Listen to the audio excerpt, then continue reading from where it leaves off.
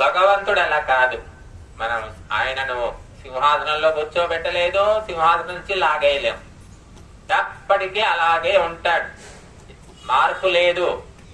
భగవంతుని స్థానము ఎవరూ పొందలేరు. భగవంతుడు ఏకరసుడు, సచ్చిదానంద స్వరూపుడు.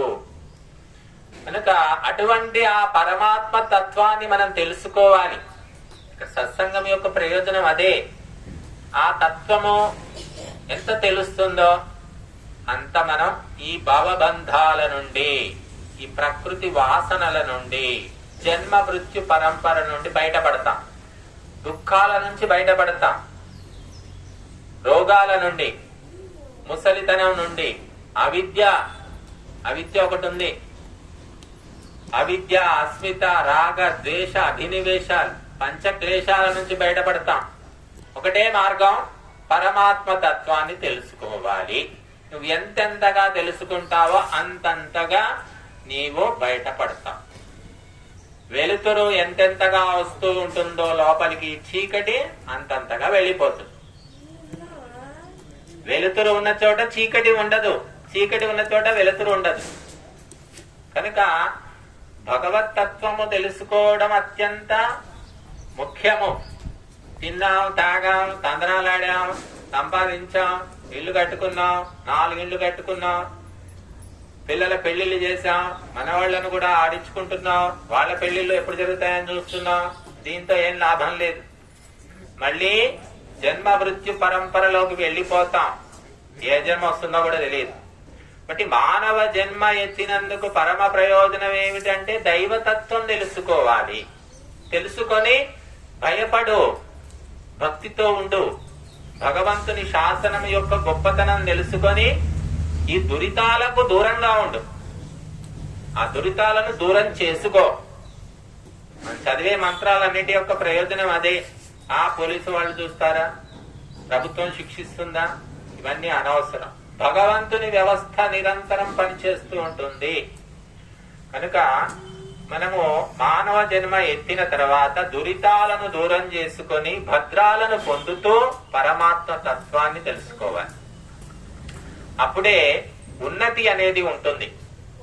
ఆత్మిక ఉన్నతి, నైతిక ఉన్నతి, ధార్మిక ఉన్నతి, ఇవి ఎవ్వరూ పట్టించుకోవట్లేదు. ధార్మిక ఉన్నతి ఎంతమంది సాధిస్తున్నారు? నైతిక ఉన్నతి ఎంతమందిలో ఉంది? మానసిక ఉన్నతి ఎంతమందిలో ఉంది? అంటే సున్నా. దానికి సమాజంలో, లోకంలో విలువ లేదు. ఎంత డబ్బులు సంపాదించావు, నువ్వు ఎంత గొప్ప అధికారాన్ని పొందావు, ఎంత పెద్ద ఉద్యోగం చేస్తున్నావు అనే దాన్ని బట్టి విలువిస్తున్నారు. కానీ భగవంతుని రాజ్యంలోకి ప్రవేశించాలంటే ఇవన్నీ వదిలిపెడితేనే నీకు అక్కడ ప్రవేశం. మీరు గుడికి వెళ్తారు, అవేమో షూస్ ఉన్నాయి, 20,000 షూలు, 50,000 షూస్ కూడా ఉన్నాయి, స్పోర్ట్స్ షూస్ అంటారు. అవి వేసుకొని పోయినా అక్కడ వదిలిపెడితేనే నువ్వు లోపలికి వెళ్ళడానికి అర్హుడివి అవుతావు. అలాగా మనము లౌకికమైన, భౌతికమైన, శారీరకమైనటువంటి, ఆర్థికమైనటువంటి లంపటాల్లో పడి వీటి కోసమే జీవితం అంతా వ్యయం చేస్తున్నాం. కానీ ఇవేవి కూడా భగవంతుని సామ్రాజ్యంలో పోవడానికి పనికి రావు. అవన్నీ వదిలిపెట్టాల్సిందే. కనుక ఇది చాలా కష్టమైన విషయం. అన్నీ సంపాదించడం తేలిక, కానీ వదిలిపెట్టుకోవడం కష్టం. ఆ కష్టమైనది చేస్తారు కాబట్టి మహాత్ములను, సాధువులను, సన్యాసులను మనం చాలా ఆదరిస్తాం. ఒక మహారాజు, దేశాన్నేలే మహారాజు కంటే అన్నీ వదిలినటువంటి సన్యాసిని మహారాజు అంటారు. ఎందుకంటే అన్ని పట్టుకోవడం కష్టం కాదు, వదులుకోవడమే కష్టం. మనం మొత్తం సమాజంలో తిరిగితే ఏదో చాలా తక్కువ మంది కనబడతారు మనకు అన్ని వదిలేసిన వాళ్ళు. నీకు 1,00,000 రూపాయలు ఇస్తానయ్యా అంటే ఎప్పుడు ఇస్తావు, ఎప్పుడు రమ్మంటావు, నీ బోర్డు లక్ష నాకు అవసరం లేదే, పో, నేనేం చేసుకోవాలి, అన్ని వదిలిపెట్టాను అనేవాళ్ళు చాలా కష్టం. కనుక మానవ జన్మ యొక్క పరమ ప్రయోజనం ఏమిటి అంటే మోక్షము, పరమాత్మ ఆనందం పొందడం. అది కనీసం ఒక బిందువు అంత పొందినా పర్వాలేదు. ఎంతో ఉన్నతిని సాధిస్తాం. చీమకు ఎంత చక్కెర కావాలి చెప్పండి? బస్తా చక్కెర కావాలా? ఆ జీవితంలో బస్తా చక్కెర తింటుందా? దానికి 2-3 కణాలు దొరికితే సరిపోతుంది. అలాగా మనకు కూడా భగవంతుని ఆనంద సింధువులోని 1-2 బిందువులు దొరికినా ఈ జీవితం సంతోషంగా గడిచిపోతుంది. అది పొందాలంటే కూడా మనం విశేషమైనటువంటి శ్రద్ధాసక్తులను ప్రదర్శించాలి. ఊరికే మామూలు శ్రద్ధ సరిపోదు. లౌకిక జీవితంలో మనం చాలా శ్రద్ధ చూపిస్తూ ఉంటాం. బట్టలు సరిగ్గా ఉతకలేదు, ఇక్కడ మరకుంది, ఈ మరక పోగొట్టండి, ఎందుకు ఉతకలేదు అంటాం. ఇస్త్రీ చేయమని బట్టలు ఇస్తాం, ఇదేంటి ఇక్కడ మడతొచ్చింది, సరిగా ఇస్త్రీ చేయలేదు. ఇలా చిన్న చిన్న విషయాలు చాలా శ్రద్ధ చూపించే వాళ్ళని నేను బోలెడు మందిని చూశాను. వాళ్ళే గిన్నెలు కడిగితే కూడా పని మనిషి మీద మళ్ళీ మొత్తుకుంటారు, ఇదేంటి ఇక్కడ మరకుంది, సరిగ్గా కడగలేదు, నీకు నెలకు 1000 రూపాయలు ఇస్తున్నాను కదా అంటారు. ఇలా ప్రతి ఒక్కరు ఊడిస్తే ఇక్కడేమిటి గడ్డిపోతుంది, నువ్వేం ఊడ్చావు అంటారు. అంటే భౌతిక విషయాల్లో ఎంతో శ్రద్ధ చూపిస్తూ ఉంటారు. మరి మనం యజ్ఞము దగ్గర ఎటువంటి శ్రద్ధ చూపించాలి, ఎటువంటి జాగ్రత్తలు తీసుకోవాలి, దైవిక సామాజిక కార్యక్రమాల్లో మనం ఎలా ఉండాలి, సేవా కార్యక్రమాల్లో ఎంత శ్రద్ధతో ఉండాలి. ఒక్క పూట వంట చేసుకోవడానికే ఎన్నో ఆలోచనలు చేస్తాం. ఏమేమి వండాలి, దానికి ఏమేమి వస్తువులు అవసరం అన్నీ కూడా శుభ్రంగా చేసి పెట్టుకుంటాం. ఒక్క పూటకే కుటుక్కుమంటే ఇంక కడుపులోకి పోయిన తర్వాత ఏమీ లేదు. దానికోసం ఎంతో జాగ్రత్తగా పరిశీలిస్తాం. కూరగాయలు కానివ్వండి, అందులో వేసే మసాలాలు కాని. మరి మానవ జన్మను దాటుకొని పరమాత్మ ఆనందం పొందాలంటే ఎంత శ్రద్ధ కావాలి? అందుకే శ్రద్ధ అనేది చాలా అపూర్వమైన వస్తువు అన్నారు. భౌతిక విషయాల మీద శ్రద్ధ చూపిస్తారు అందరూ, పెద్ద కష్టమేం కాదు. కళ్లకు కనబడుతున్నది, కనబడని దైవం పట్ల శ్రద్ధ చూపించాలి. కనబడని దైవ శాసనము పట్ల శ్రద్ధాసక్తులు ప్రదర్శించాలి. ఇది చాలా కష్టము. ఒక్కరోజు చేస్తాం, రోజు ఎలా చేయగలుగుతాం? కనుక అలా శ్రద్ధాసక్తులను పెంపొందించున్న కొద్దీ మనం ముందుకెళ్తాం. లేకపోతే భౌతికంగా ముందుకెళ్తాం తప్ప ఆధ్యాత్మికంగా ముందుకు వెళ్ళము. ఎంతో మంది నేను చూస్తూ ఉంటాను, యజ్ఞాలు హోమాల్లో పాల్గొంటారు, స్వాహ ఆహుతులు ఇస్తుంటారు, ద్రవ్యాలు వేస్తూ ఉంటారు. ఎలా వేసినా శ్రద్ధతో వేయండి కాలిపోతుంది, అశ్రద్ధతో వేయండి కాలిపోతుంది. ఎలాగైనా అందులో పడిన తర్వాత అది కాలకుండా ఏం ఉండదు, వెనక ముందు కాలిపోతుంది, బూడిదైపోతుంది, వాయు రూపంలో విస్తరిస్తుంది. అది జరిగే పనే. కానీ నువ్వు శ్రద్ధతో సమర్పిస్తున్నావా, అశ్రద్ధతో సమర్పిస్తున్నావా, అర్ధశ్రద్ధతో సమర్పిస్తున్నావా అనేది ఎవరికి తెలుసు అంటే భగవంతుడికి తెలుసు. కనుక ఆ భగవంతుడు శ్రద్ధతో సమర్పించినప్పుడు ఆధ్యాత్మిక ఉన్నతి కలిగిస్తాడు. లేకపోతే భౌతిక ఉన్నతి ఉంటుంది. హోమాలు చేస్తున్నారు, చక్కగా డబ్బు వస్తుంది, ఆర్థికంగా ముందుకెళ్తున్నారు, బంధుమిత్రుల్లో కీర్తి ప్రతిష్టలు వచ్చేసాయి, ఆయురారోగ్యాలు పెంపొందుతున్నాయి, ఇవన్నీ జరుగుతాయి యజ్ఞం వల్ల. కానీ మానసిక ఆత్మిక ఉన్నతి కావాలంటే శ్రద్ధను బట్టి మాత్రమే అని గుర్తుపెట్టుకోవాలి. యజ్ఞము చేసిన వాళ్ళు ఎప్పుడు నష్టపోరు. ఏదో ఒక రూపంలో దాని ఫలితం మనకు దొరుకుతూ ఉంటుంది. కానీ అసలైనటువంటి ఆత్మోన్నతి జరగాలంటే మాత్రము పరిపూర్ణమైన శ్రద్ధ, కంప్లీట్ అటెన్షన్ అనేది అవసరం. కనుక అది రావాలి అంటే భౌతికమైన ఈ ప్రాకృతికమైన విషయాల పట్ల ఆసక్తిని ఎంత వదులుకుంటామో మన మనస్సు అంత కేంద్రీకృతం అవుతుంది. భౌతిక విషయాల పట్ల చాలా ఆసక్తి మనుషులకు విపరీతం అయిపోయింది ఈ మధ్య కాలంలో. మానవ జన్మ ఎత్తిందే సుఖ భోగాలు అనుభవించడానికి, విలాసాలలో తేలిపోవడానికి అనే సిద్ధాంతం వ్యాపించింది. కనుక తినో తాగు తందనాలాడు, ఈట్ డ్రింక్ అండ్ ఎంజాయ్ అనేది నాటి సిద్ధాంతం. అది కానీ అది మనిషిని పీల్చి పిప్పి చేసి నాశనం పట్టిస్తుంది. కనుక మనము కనబడని దైవం పట్ల, ఆ కనబడని దైవ నియమాల పట్ల శ్రద్ధాసక్తులు ప్రదర్శించాలంటే ఎంతో జ్ఞానము, ఏకాగ్రత, సంస్కారము అవసరం. అవి అందరికీ కలగవు. కనుక మనము క్రమక్రమంగా పెంచుకోవచ్చును. ఆ పని పట్ల మనం ప్రదర్శించే ఇష్టాన్ని బట్టి ఆ శ్రద్ధాసక్తులు భగవంతుడు క్రమంగా పెంచుతూ ఉంటాడు. కనుక మనం శ్రద్ధతో మాత్రమే భగవంతుని పొందుతాం, ద్రవ్యాలతో కాదు. ద్రవ్యాలు అవి నామమాత్రంగా మనము అక్కడ సమర్పిస్తున్నాము, ప్రదర్శిస్తున్నాం, సింబాలిక్ ఎక్స్ప్రెషన్ అది. కనుక ఆ శ్రద్ధ అంటే శ్రత్ అంటే సత్యము, ధ అంటే ధారణం, సత్య ధారణమే శ్రద్ధ అని చెప్పారు. మనస వాచ కర్మణ ఏకాగ్రతగా సత్య విషయాల పట్ల ఉండే ఆసక్తిని శ్రద్ధ అంటారు. కనుక ఆ శ్రద్ధా భావనతోటే ఆత్మోన్నతి జరుగుతుంది.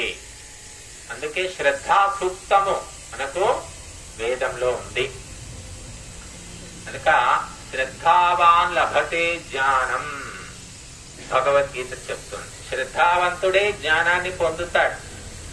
అందరూ వచ్చి స్కూల్కి పోతారు, అందరూ అదే డ్రెస్ వేసుకుంటారు, అందరూ అదే ఫీజులు కడతారు, అందరూ బెంచీలో కూర్చుంటారు, అందరికీ మాస్టర్లు అవే పాఠాలు పక్షపాతం లేకుండా సమానంగానే చెప్తున్నారు. కానీ ఒకరు ఫస్ట్ క్లాస్ వస్తున్నారు, ఒకరు ఫస్ట్ ర్యాంక్ వస్తున్నారు, ఒకడు సెకండ్ క్లాస్ వస్తున్నాడు, ఒకడు థర్డ్ క్లాస్ వస్తున్నారు, మరొకరు ఫెయిల్ అయిపోతున్నారు. కారణం ఏమిటి అంటే వారు క్లాస్ రూమ్ లో కూర్చొని చూపించే శ్రద్ధాసక్తులను బట్టి, ఇష్టానిష్టాలను బట్టి ఆ సబ్జెక్టు వాళ్లకు గుర్తుంటున్నది. ఆ గుర్తు పెట్టుకొని నేర్చుకొని పరీక్షలో రాసిన దాన్ని బట్టి ముందుకెళ్తున్నాడు. అందరికీ సమానంగానే అక్కడ బోధన జరుగుతున్నది. ఈ సృష్టిలో కూడా అన్ని జీవులకు ఏది అవసరమో ఎంత అవసరమో సమానంగా భగవంతుడు ఇచ్చాడు. అందరికి 2 కళ్ళే ఇచ్చాడు, 4 కళ్ళు ఎవరికి ఇవ్వలేదు. 2 చెవులు ఇచ్చాడు, 2 చేతులు అందరికి సమానంగా ఇచ్చాడు. కానీ బుద్ధి యొక్క సామర్థ్యం మాత్రం వేరువేరుగా ఇచ్చాడు. అక్ష్ణవంత కర్ణవంత సఖాయో మనోజవేషు అసమావభూవు అని వేదం చెప్తోంది. కళ్ళు, కాళ్ళు, చేతులు, ఇంద్రియాలు అందరికీ సమానంగా ఇచ్చాడు. కానీ మానసిక శక్తి మాత్రం వేరువేరుగా ఉందట. ఒక వ్యక్తి 5 శ్లోకాలు నేర్చుకుంటాడు ఒక రోజులో, ఒక వ్యక్తి ఒకటే శ్లోకం నేర్చుతాడు పాపం కష్టపడి, ఇంకొకటి 20 శ్లోకాలు నేర్చుతాడు. అది మానసిక శక్తి. అది మాత్రం భిన్న భిన్నంగా ఉంటుంది అని చెప్పారు. అది మనుష్యుని యొక్క స్వాభావిక శక్తి. ఇవే కళ్ళతో ఒక వ్యక్తి నువ్వు గింజ మీద బొమ్మ వేస్తున్నాడు, ఒక వ్యక్తి బియ్యపు గింజ మీద శ్లోకం రాస్తున్నాడు, ఇవే కళ్ళతో చూసుకుంటూ. మరి అదే కళ్ళతోటి మనం సూదిలో దారం ఎక్కించలేదు. కనుక దానికి కారణము కళ్ళు కాదు, ఆ సూక్ష్మ బుద్ధిని బట్టి. కనుక ఇవన్నీ కూడా సంస్కారం వల్లనే లభిస్తాయి. ఆ సంస్కారము దైవిక సంస్కారాలు కావాలి. మనకి యజ్ఞములో దైవిక సంస్కారాలు ఉంటాయి. మనం ఎంత ఒళ్ళు దగ్గర పెట్టుకొని శ్రద్ధగా అంకితమై ఉంటామో ఆ అగ్ని సంస్కారము అనేది మనలో ప్రవేశిస్తుంది. మనం పవిత్రమవుతాం. మనలోని భౌతిక సంస్కారాలు, మానవీయ సంస్కారాలు దూరమై దైవిక సంస్కారం అనేది ప్రవేశిస్తుంది. అందుకే యజ్ఞము చేసి చేసి చేసి మనిషి దేవత అయిపోతాడు. యజ్ఞము చేయక చేయక చేయక మనిషి నుండి దిగజారి రాక్షసుడైపోతాడు. కనుక యజ్ఞము మనిషిని దేవతగా చేసే కర్మాగారం, ఒక యంత్రం. అక్కడ మన శ్రద్ధాసక్తులను బట్టి మన ఆత్మోన్నతి ఉంటుంది, ద్రవ్యాలను బట్టి కాదు. కనుక ద్రవ్యాలు కూడా మనము కష్టపడి సంపాదించినటువంటి ద్రవ్యాలు, పవిత్రమైన ద్రవ్యాలు, ఉత్తమ ద్రవ్యాలు మనం ప్రయోగిస్తే తప్పకుండా ముందుకు వెళతాం. మామూలుగా చూస్తుంటాం ఇక్కడ కొన్ని ప్రాంతాల్లో అసలు కొడుకు కంటే అల్లుడికి బాగా ప్రాధాన్యం ఇస్తూ ఉంటారు. అదేమిటో జామాత దశమగ్రహ అంటారు శాస్త్రాల్లో. అంటే అల్లుడు అంటే 10వ గ్రహం అట. ఈ నవగ్రహాలు కాకుండా ఇంకొక గ్రహం ఏమైనా ఉందంటే అల్లుడు. గ్రహం అంటే ఏమిటంటే గ్రహించేదాన్ని గ్రహం అంటారు. గ్రహించడం అంటే తీసుకోవడం. అల్లుడు ఏం చేస్తాడు, మామ దగ్గర నుంచి అన్ని లాగుతా ఉంటాడు అనమాట. అందుకని గ్రహం అని చెప్పారు. మరి కొడుకుని అదలు పట్టించుకోడు, అల్లుడిని మాత్రం దేవతలాగా రాగానే మర్యాదలు చేయడం ఇట్లాంటివి చేస్తూ ఉంటారు. కానీ ఇది వైదిక ధర్మంలో ఎక్కడా లేదండి, మనం తెలుసుకోవాలి. అల్లుడిని గౌరవించు, కొడుకును గౌరవించు, వాళ్ళకి సేవలు చేయి, వాళ్ళు రాగానే లేచి నిలబడి మర్యాద ప్రకటించు అని ఎక్కడా చెప్పలేదు. అల్లుడే మామను గౌరవించాలి, కొడుకే తండ్రిని గౌరవించాలి, శిష్యుడే గురువును గౌరవించాలి, గురువుకు సేవలు చేయాలి. కానీ ప్రపంచం అంతా వ్యతిరేకంగా నడుస్తుంది. అల్లుడు వస్తే రకరకాల వంటలు, ఏ వంటలు అంటే ఇంకా వాడికి ఇష్టం ఉన్నవి ఇష్టం లేనివి ఎక్కడెక్కడో. ఈ బెంగాల్ వాళ్ళైతే మరీ విపరీతం, అల్లుడికి విపరీతమైన మర్యాదలు చేస్తారు, 30-40 రకాల వంటలు చేస్తారట. ఇదంతా కూడా ఓవర్ యాక్షన్ అంటారు. ఇంకా ఇటువంటి శ్రద్ధ ఒక 1% భగవంతుని పట్ల ధర్మం పట్ల ఉంటే మనం బాగుపడతాం. అసలు అల్లుడు లాభపడుతున్నాడు, మామ కాదు. మామను అల్లుడే గౌరవించాలి, మామకు అల్లుడే తెచ్చివ్వాలి వేదం ప్రకారం. ఎందుకంటే ఒక పాపను, ఒక అమ్మాయిని 20 ఏళ్ళు 25 ఏళ్ళు పెంచి పెద్ద చేసి చదువులు చెప్పించి అన్ని రకాలుగా రక్షించి తీర్చిదిద్ది ఆ అమ్మాయిని ఒకరింటికి ఇస్తున్నాం, కట్నాలు కానుకలు ఇచ్చి మరి ఆ ఇంటికి వెళ్లి ఆ అమ్మాయి ఇంటి పేరు మారుతుంది, ఊరు మారుతుంది, తల్లిదండ్రులు మారుతున్నారు, బంధువులు మారుతున్నారు, అన్ని వదులుకొని ఆ ఇంటికి పోయి ఆ ఇంటి పేరు ప్రతిష్టలు నిలబెడుతున్నది, ఆ ఇంటి ఆ వంశాన్ని ఆమె కాపాడుతోంది, పెంపొందిస్తోంది. మరి తండ్రికి తల్లికి ఏం లాభం ఉంది? పెళ్లి చేసి అత్తగారింటికి పంపిస్తే వీళ్లకు అప్పులే తప్ప లాభం ఏముంది? లాభం పొందుతున్నది వాళ్ళు. ఎవరు లాభం పొందుతున్నారో వాళ్ళు లాభం కలిగించిన వాళ్లకు సేవ చేయాలి, గౌరవించాలి, వారిని కాపాడాలి. కానీ ప్రపంచం అంతా అధర్మం నడుస్తుంది. అత్తలు మామను కాచుకు తినడం, పీడించడం, అమ్మాయి తల్లిదండ్రులకు విలువే లేదు అసలు. ఇంకా ఎంతకు దిగజారిపోయారంటే అది ఒక ఆచారమై కూర్చుంది. పెళ్లి లోపల అత్త మామలు అల్లుడి కాళ్ళు గడుగుతారు. ఇది చాలా ఘోరమైనటువంటి పాపము, నేరము. ఎందుకంటే ఒక అమ్మాయిని పెంచి పెద్ద చేసి చదువులు చెప్పించి ఈ మధ్య ఉద్యోగాలు కూడా చేయిస్తున్నారు. అన్ని చేసి మళ్ళీ కట్నం ఇచ్చి, కొడుకులు లేకపోతే ఉన్న ఆస్తి అంతా వాళ్ళకే ఇచ్చేస్తున్నారు. ఇచ్చి సేవకుల్లాగా చేతులు కట్టుకొని నిలబడాలా? ఎక్కడి న్యాయం ఇది? ఎక్కడి ధర్మమో? అడిగేవాళ్ళు లేరు, చెప్పేవాళ్ళు లేరు. ధర్మాల విచక్షణ లేకుండా పోయింది. కాబట్టి సర్వసంగా అన్నిటి రకాలుగా నష్టపోతున్నది అమ్మాయి తల్లిదండ్రులు. కాబట్టి వాళ్ళు ఎవరికి తల వంచవలసిన పని లేదు, ఎవరికి సేవ చేయవలసిన పని లేదు, ఎవరికి భయపడవలసిన పని లేదు. వాళ్ళకే వాళ్ళు భయపడాలి. అది ఎవరు చెప్పాలి? పండితులు చెప్పాలి, పురోహితులు చెప్పాలి. వాళ్ళు ఎవరు చెప్పడం లేదు. కొడుకు ఎంతో అల్లుడంతే. మరి కొడుకు కాళ్ళు తండ్రికి అడగడం లేదే, మొక్కడం లేదే. అందుకే ఏమన్నా అంటే లక్ష్మీనారాయణ స్వరూపం. మరి అత్తమామలు ఏ స్వరూపమో? మరి వాళ్ళు లక్ష్మీనారాయణలు కాదా? పార్వతీ పరమేశ్వర్లు కాదా? వాళ్ళకంటే వాళ్ళు సీనియర్లు కదా. కనుక ఇది ధర్మాలు తెలియనటువంటి ఒక నీచమైన సమాజంలో మనం బతుకుతున్నాం. అధర్మము ధర్మముగా చెల్లామణి అవుతుంది. ఇంత చేసినా కూడా మళ్ళీ పెళ్లి పండుగ రోజు పిలవలేదు, పండుగ రోజు మర్యాద చేయలేదు, మాకు బస్ ఛార్జీలు ఇవ్వలేదు, మాకు మంచి బట్టలు పెట్టలేదు, ఇంకా ఆడబిడ్డకి ఇది చేయలేదు, అది చేయలేదు, ఎన్నో రకాలుగా కాచుకు తింటున్నారు. అందుకోసమే ఈనాడు ఆడపిల్లను కనాలంటే భయపడుతున్నారు. పెంచి పెద్ద చేసిన దానికి ఏ రకమైన గుర్తింపు లేదు, విలువ లేదు. ఎందుకు ఆడపిల్లను కనడం, పెంచడం ఎందుకు అని చంపేస్తున్నారు. నిన్న మనం చదివాం, నిన్న మొన్న పేపర్లు ఇచ్చారు. ఆడపిల్ల వద్దనుకొని ఆ 2 నెలల పాపను ఓవెన్లో పెట్టేసిందట, కాలి బూడిదైపోయింది ఆ పాప. ఇలాంటి ఆలోచనలు ఎందుకు వస్తున్నాయంటే ఆడపిల్ల తల్లిదండ్రులకు ఎక్కడ మర్యాద, గుర్తింపు లేదు, బానిస బ్రతుకైపోయింది. కనుక ఇది ఒక ఘోరమైనటువంటి సామాజిక అన్యాయం, నేరం. ఇది మారాలంటే మరి చెప్పేవారు కావాలి. అన్యాయాన్ని అన్యాయంగా నిలదీసే వ్యక్తులు ఉన్నప్పుడే అన్యాయం అనేది మారుతుంది. అలా ఎవరూ లేరు. అల్లుళ్ళు కూడా మా హక్కు, మా బాధ్యత శోషించడం, పీడించడం, వసూలు చేయడం, మొత్తం ఇల్లు గుళ్ళ చేయడం మా కర్తవ్యం అనే స్థితిలో ఉన్నారు.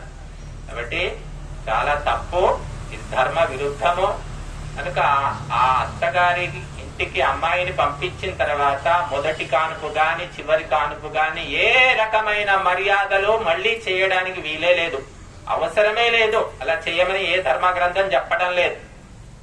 ఆ ఇంటికి ఇచ్చావు, ఆ ఇంటికి వెళ్ళిపోయింది, ఆమె ఇంటి పేరు అన్ని మారిపోయాయి. తల్లిదండ్రి చనిపోతే కూడా అమ్మాయికి అంటూ ఉంటుందా? అమ్మ ఉంటుందా? లేనప్పుడు ఎందుకు బాధ్యత ఉంటుంది? మొదటి కానుపు చేయడానికి వీల్లేదు, ఏ రకమైన మర్యాదలు గాని కట్నాలు గాని పండుగలకు పిలవడం గాని ఏవి ఉండకూడదు. వాళ్ళు ఇష్టమై వస్తే రావచ్చు, కానీ వీళ్ళు చేయడానికి వీలే లేదు. అది అధర్మము. కనుక ఇటువంటి అధర్మము ప్రపంచానికే జగద్గురువు కావలసిన భారతదేశంలో జరగడమే విచిత్రం. ప్రపంచానికి మార్గదర్శనం చేసేటటువంటి శక్తియుక్తులు, ఆధ్యాత్మిక పరిజ్ఞానము మన దేశానికే ఉందని మనం చెప్పుకుంటున్నాం. కానీ ఏం జరుగుతుంది దేశంలో? ఆడవాళ్లను దేవతలుగా మనం చెప్తాం. ఎక్కడ ఏ గుడికి పోయినా మైసమ్మ, పోషమ్మ, మరిడమ్మ, మారమ్మ, పల్లెటూళ్ళలో అందరూ ఆడదేవతలే ఉంటారు పాపం. కానీ ఆడవాళ్ళకు మాత్రం ఏ విలువ ఉండదు. ఏం చేస్తున్నారు మీరు? ఇంట్లో తిని కూర్చొని పూట వంట చేస్తారేమో, గిన్నెలు కడుగుతారు, ఊడుస్తారు.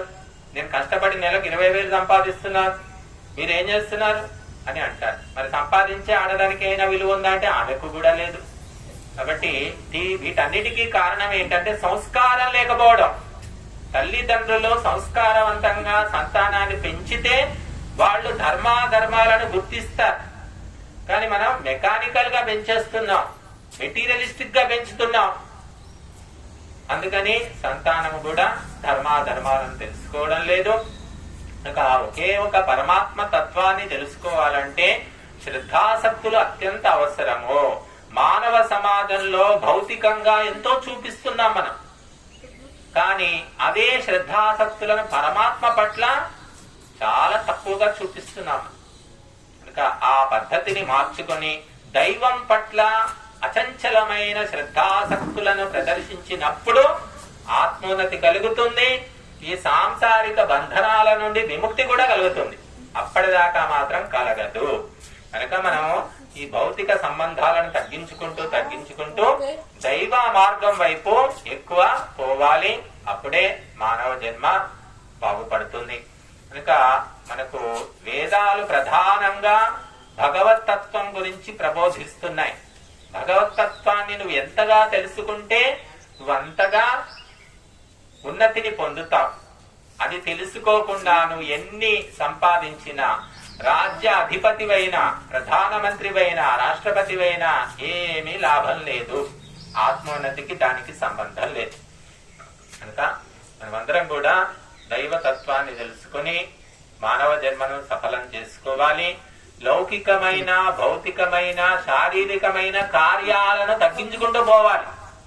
ఊడ్చిందే ఊడవడం, తుడిచిందే తుడవడం, కడిగిందే కడగడం, ఇదే పని చేస్తుంటారు చాలా మంది ఆడవాళ్ళకి. తృప్తి ఉండదు వాళ్ళకి. ఎప్పుడూ వంటిట్లో లేదంటే వాకిట్లో ఇదే పని. సత్సంగం అవుతుందన్నా కూడా వస్తాను అరగంటకు అండ్ అరగంట అంటారు, గంట అంటారు, అయిపోయే సమయానికి వస్తారు.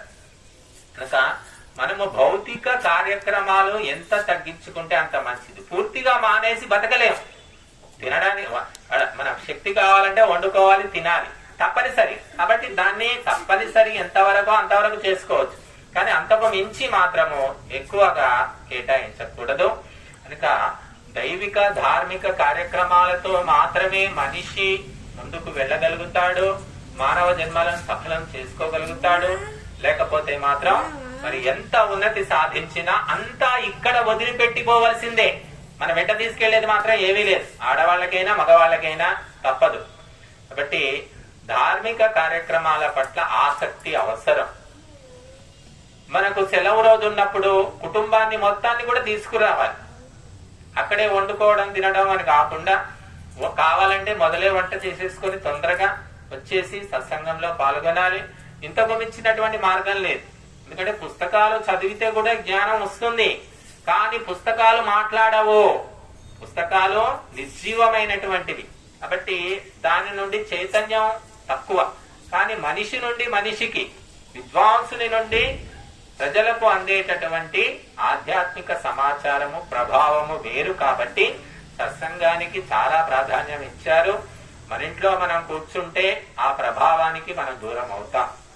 కనుక విశేషంగా మహిళామణులు సత్సంగంలో పాల్గొని విశేషమైనటువంటి సమాచారాన్ని తెలుసుకొని కుటుంబాన్ని సన్మార్గంలోకి నడిపించాలి. మహిళ కర్తవ్యం ఏమిటి అంటే మరి సంతానము తల్లి తండ్రి చెప్పినట్టు వింటారు. ముఖ్యంగా తల్లి చెప్పినట్టు వింటారు. ఆ తల్లి సంస్కారవంతురాలైతే పిల్లలు కూడా మరి ఎంతో సంస్కారవంతులు అవుతారు. కాబట్టి తన పిల్లలను తీర్చిదిద్దుకుంటే ఆమె ఢిల్లీని పరిపాలించినంత గొప్పే. ఢిల్లీకి రాజైనా తల్లికి కొడుకే అని ఒక సామెత ఉంది. మరి ఆ ఢిల్లీకి రాజయ్యాడు, కానీ ఆ తల్లి కొడుకును సరిగ్గా పెంచినప్పుడు రాజైనా కూడా అదే కోతి బుద్ధులు చూపిస్తూ ఉంటాడు. బట్టి మహిళామణుల ప్రధానమైన కర్తవ్యము సంతానానికి సంస్కారాన్ని ఇవ్వడం. కేవలము భౌతికమైన సుఖాలు కల్పిస్తే సరిపోదు. కనుక సంస్కారం అనేది చాలా ప్రధానమైనటువంటిది. మరి ఇవన్నీ కూడా మనము సత్సంగంలో తెలుసుకుంటాము. శ్రద్ధాసక్తులను బట్టి అవి మనకు తెలుస్తాయి, నేర్చుకుంటాం. కనుక విశేషమైనటువంటి శ్రద్ధ మనకు అవసరం. అది భౌతికమైన శ్రద్ధ కంటే విశేషంగా కావాలి. మరి మహిళామణులు అది సాధించి మరి ధార్మిక ప్రచారం చేస్తూ మరి కుటుంబ జీవితాన్ని గడుపుతూ మరి ఉత్తమ సంస్కారాలు అందిస్తూ ముందుకు వెళ్ళాలని నేను కోరుకుంటున్నాను. ఎవరిని ప్రోత్సహించరు. మనము సెల్ఫ్ ఎంకరేజ్మెంట్ అంటారు, స్వయం ప్రోత్సాహం. ఎవరికి వాళ్ళు తమ ఆత్మను ఉద్ధరించుకోవాలనే ధ్యేయంతో ప్రోత్సహించుకోవాలి. ఎవరు ప్రోత్సహించినా ఏదో వస్తాము, ఒక పూట చెప్తాం మేము, కానీ ఆ ప్రోత్సాహము మన ఆత్మలో స్వయంగా ఏర్పడాలి. ఎవ్వరు పెళ్లి చేసుకొని వెంటపడరు. పిల్లలు కనండి అని ఎవరికి అవసరం? ఈ కాలంలో అయితే అసలే అవసరం లేదు. అది మనకి ఇష్టం కాబట్టి, మనం కనాలని కోరుకుంటాం కాబట్టి దాని గురించి వెంపర్లాడతారు. పెళ్లి కాలేదు అని పెళ్లి సంబంధాలు చూసుకోవడం గాని, ఆ మ్యారేజ్ బ్యూరోలకు వెళ్ళడం గాని, నెట్ లో పెట్టడం గాని, ఇలా ఎందుకు చేస్తూ ఉంటారంటే దాని పట్ల ఆసక్తి ఉంది కాబట్టి. అలాగా మనం కూడా దైవిక ధార్మిక కార్యక్రమాల పట్ల ఆసక్తి ఉన్నప్పుడు మన ప్రవర్తన వేరుగా ఉంటుంది. ఎవరి ఒత్తిడి అవసరం లేదు, ఎవరి గుర్తింపు అవసరం లేదు. మనంగా చేసుకుంటాం. అటువంటి ప్రవృత్తి ఏర్పడితే తప్పకుండా వాళ్లకు ఆధ్యాత్మిక ఉన్నతి కలుగుతుంది. ఏదో నలుగురితో పాటు నారాయణ, 10గురితో పాటు గోవింద, వాళ్ళు పోతున్నారు మనము పోదాం, కాసేపు కూర్చుందాం, ఇంట్లో విసుగొస్తుంది అని ఇటువంటి ప్రవృత్తి వల్ల విశేషమైన లాభం ఉండదు. కనుక మనిషి సంసారంలో పడడం తేలిక, అందులోంచి బయటపడాలంటే విశేషమైన ప్రయత్నం చేయాలి. బురద అంటించుకోవడం తేలిక, వదిలించుకోవడానికి సర్ఫ్ ఎక్సెల్ కావాలి. ఇంకా అంతకు మించింది కూడా కావాలి. కాబట్టి మరి ఈ బురద గుంటల నుంచి మనం అందరం బయటపడి భగవంతుని తత్వాన్ని తెలుసుకొని ఉపాసించి మరి ఈ ప్రకృతి వాసనల నుండి బయటపడి జన్మను చరితార్థం